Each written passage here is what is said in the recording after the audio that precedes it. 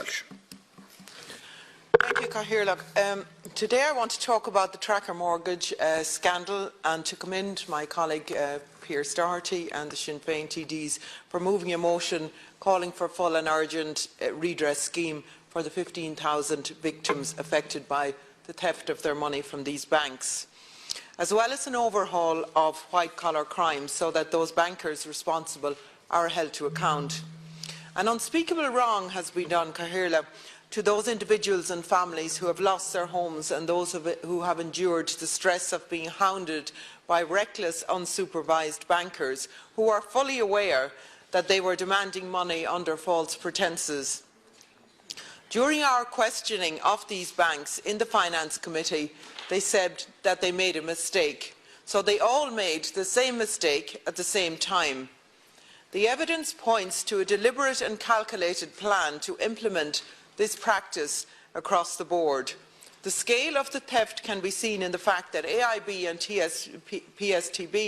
PTSB have made provision for 190 million and 145 million to refund people who are overcharged.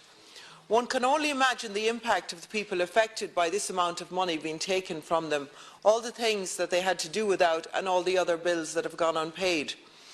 And where were the central bank in all of this, and why did it not act sooner?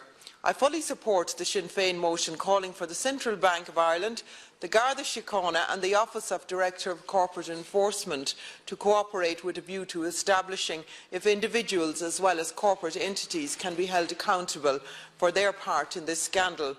The whole scandal from start has been shrouded by secrecy from the banks, secrecy from the central bank and secrecy now from those who have been appointed to conduct the review. No criteria, no openness, no information, all done behind closed doors. Why is the Bank of Ireland saying that staff who have tracker mortgages are not eligible? Customers still do not know where they stand. Some people have got letters, some haven't got them. It's past time for some honesty, accountability and transparency. The arrogance and foot-dragging witnessed by these banks is disgraceful.